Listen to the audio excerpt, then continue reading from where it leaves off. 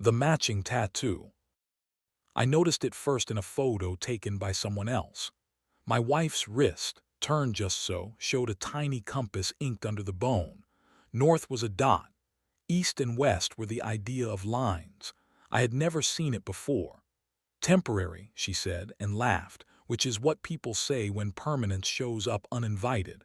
A week later, I saw the same design on a man's forearm at a cafe, larger, darker, as if it had decided to be brave on him. We had been married 5 years. We were still learning each other's middles. I knew what she ordered when she was pretending to be healthy and how she cried at commercials about lost phones. She knew I always took the second to last slice of cake so someone else wouldn't have to be last. We were kind in the way couples are kind when they believe they're collecting points toward a future prize.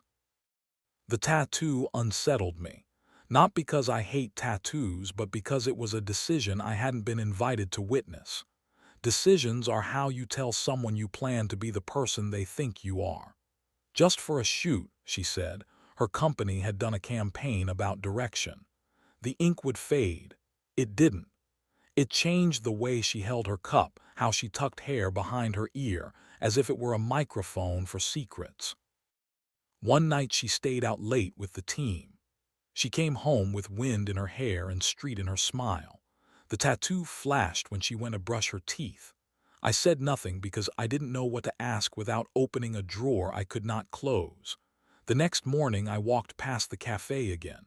The man with the forearm compass sat outside with a dog that wore a bandana like a joke that had become a uniform.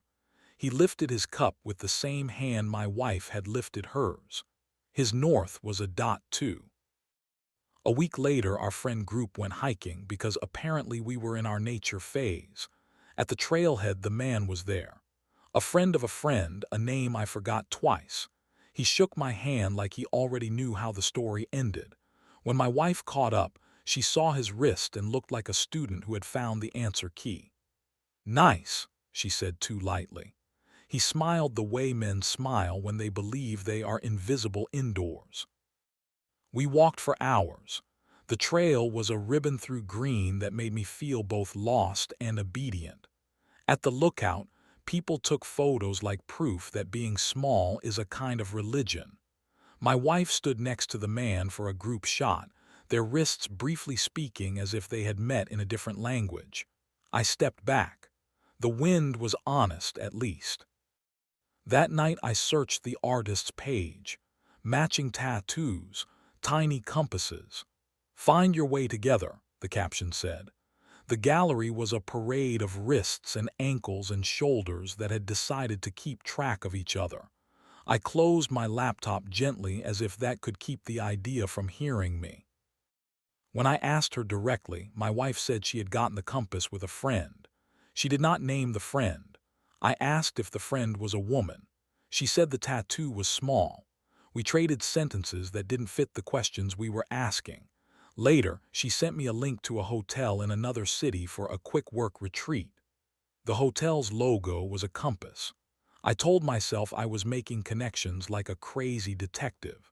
The human brain loves patterns even when it hates what they spell. I didn't follow her. I didn't hack anything. I did the humiliating thing. I waited. Sometimes waiting is the only way to let the truth tire itself out enough to sit down next to you. 2 days later, a photo appeared, tagged by someone else. A rooftop bar, city bruised beautiful under evening.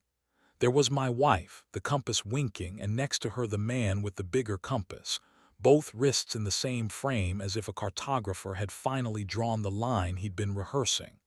The caption, "North found." I saved the photo and closed my eyes and said out loud, "Okay." It wasn't forgiveness.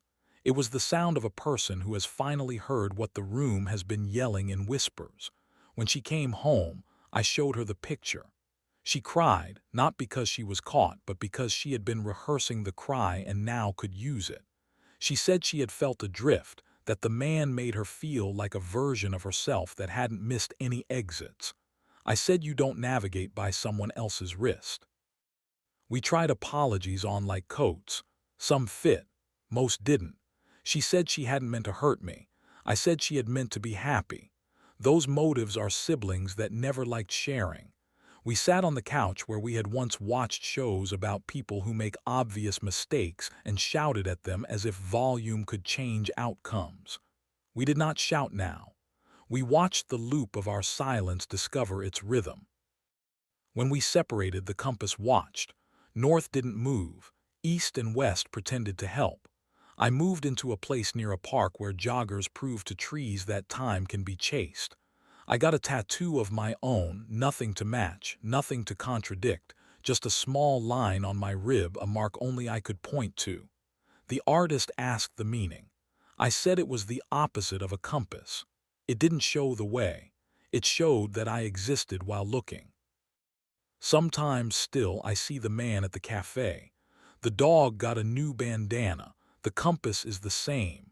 My wife and I are civil in a way that could pass a safety inspection. She says she's happy. I say good. We do not talk about north. We talk about weekends and windows and whether plants can survive in low light. We are weather now, not climate. Tell me your country and age.